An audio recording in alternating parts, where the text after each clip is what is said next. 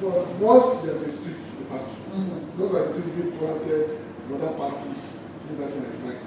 That's what they do next. They split the party so they have an option to bring out somebody who will play to the authentic class. It's just scam. The same thing that's now happened to them one time. Ali Badu Sharif was elected chairman constitutionally. There's only like a committee in the constitution of the PDP. If the convention was held in Rivers and it was properly removed, it would not be where we are today. But that was not done. Powers that be assured that nothing happened and it was extended for another year. So when they transferred to court and they got judgments, what we are expecting is trying to get to do, as well as the legal can, is not to go to another court. It's to go to the same court, ask for relief. But instead they went to acquire a court to ask another judge to subjugate on the case of corresponding cause of corresponding cause, yes. Which of course is which is a major issue in our politics. And because these days when judges have been caught with their hands in the jar, then they are getting money for fathers and mothers who are yet to die. And they are getting money in anticipation of their death. No judge wants to be caught even from governments. And that's the reality of our situation. As of today, I don't know tomorrow, and I'm not in there. As of today, unless there is a rapport between the Animal Sheriff faction and the Democratic faction, Ibrahim Formashaji is winning. It's going to be candidate of the class. Let me bring you into this discussion as a legal practitioner because I really need to understand the legality, justification, and all of that from INEC's substitution of Utah to that of Ibrahim and all of the court process. Can you really explain it to us what is the legal aspect of this? It is really very, very simple. What has played out. Like Otumba here was saying, I think the PDP, they over-assumed. That is the miracles group. And what goes around comes around.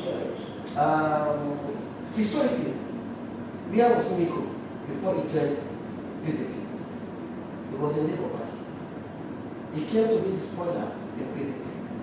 Preparatory to the presidential election of 2015, he was effectively used to service, to support the former president of the country, Blair Lofton.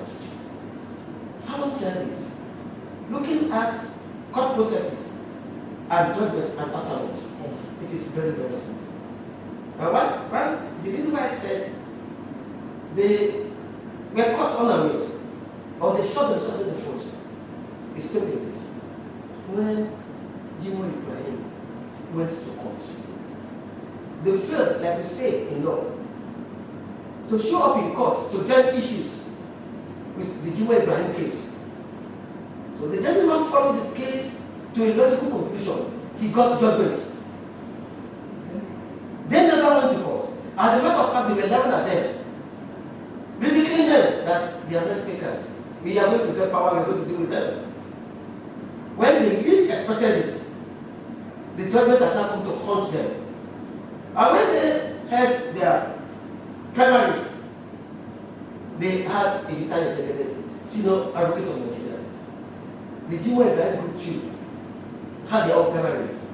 Now the court had to decide which of these primaries is to be recognized. It's to be recognized, it's exactly. And that which to be recognized is that having the support, the sanctioning, the approval of the chairman of the party. That is the Alimoti Sharif group, not Ahmed McAfee. Therefore, having had two primaries now, one is legal, the other is illegal. And they went to court. Jimo Ibrahim emerged the candidate of the Alimoti Sharif group. Now, the other side, let's not say, we're not pretending that the PDP ticket, remember, they are splinter groups in the same party. And we all know, a house that is divided against itself cannot stand. And like Otumba said again, it is part of political, let me say, politicking to divide the opposition's house. But again, I remind myself, what goes round comes round. They thought they were good at the game of breaking other people's back by splitting them. Now they are back to their own house as they put in asunder, and they are being paid back in their own coin. So what is happening? The two group now said, God, we had judgment, but the name with INEC is not the name of the legal candidate, the legitimate candidate.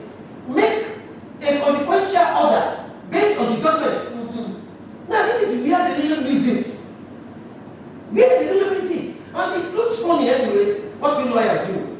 Sometimes, and I say this with all sense of responsibility, we oftentimes fail to tell our clients the truth, especially in political arena. Perhaps for 50 local, for the money they're interested in.